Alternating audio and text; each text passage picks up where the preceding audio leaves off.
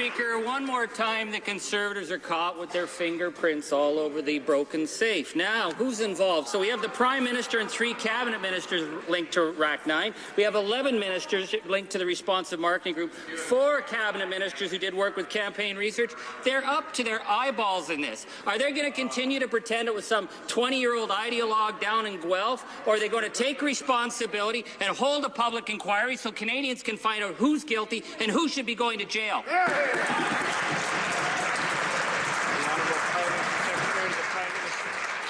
Thank you very much, Mr. Speaker. That's interesting. As recently as, in fact, on Friday, the leader of the NDP, the interim leader, was calling on all members to provide all evidence and information to Elections Canada. That's what we're saying today, Mr. Speaker. And I say to this member that during the recent election, Elections Canada has now confirmed that at least 127 late polling station changes were made, affecting as many as 1,000 polls, Mr. Speaker. We contacted our supporters to make them aware of those polling station changes so that they could cast their votes, Mr. Speaker. If this member has any evidence to back up any of the allegations that he's made, we call on him to turn it over to Elections Canada and for Elections Canada to look into that matter without delay. The honourable member for Timmins-James Bay. Speaker, they don't get it. They're the only party that's being investigated, so they're the ones with the evidence. Now, this Prime Minister promised that he would raise the ethical bar. Instead, he has broken trust with the Canadian people. We're talking about the largest electoral fraud scheme in Canadian history, and this government needs to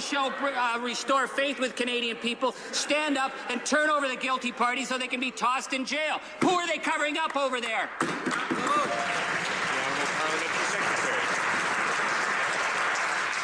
Once again, that's very interesting, Mr. Speaker. The member from Winnipeg Centre was counting ridings yesterday, claiming that he had evidence, and now this member says they have no evidence at all to back up any of the claims that they've made. We say to these members very clearly, if they have any evidence, any information at all related to the allegations that they are making, to provide that to Elections Canada, and for Elections Canada to review that evidence and report back to this House without delay, Mr. Speaker. Honourable member for Timmins-James Bay. Mr. Speaker, the honourable member has to fire the 20-year-old and get some better talking notes, because the wheels of the bus are falling off for this Conservative Party. You have ministers who obviously can't even read their own bills. Like, let's look at the Safety Minister, who says he now needs an explanation for the more egregious aspects in Bill C-30. Why? Because he didn't have the decency to read the details of this intrusive, snooping bill? How can Canadians trust a minister that can't even read his own legislation? The honourable Minister of Public Safety. Mr. Speaker, Canadian law does not adequately protect law-abiding Canadians from online criminal activity. The member from Timmins-James Bay said this bill would allow police to track someone's cell phone or follow someone on the internet however they want, whenever they want. Mr. Speaker, clearly the member did not do his job. He hasn't read the bill. I can perhaps explain the bill to him. Honourable member for Timmins-James Bay.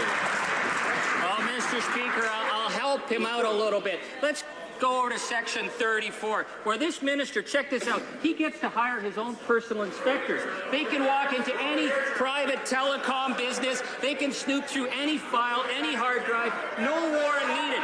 This minister's appetite for spying knows no bounds. So instead of spying on law-abiding citizens, why doesn't he go after the crooks in the Conservative Party who ran the biggest electoral fraud scheme in Canadian history?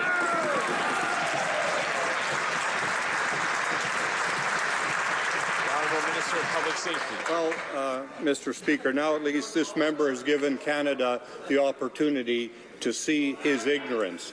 This section gives law enforcement authority to enter a TSP and to examine systems in order to observe compliance only. This does not and should not give police the powers to search or seize documents.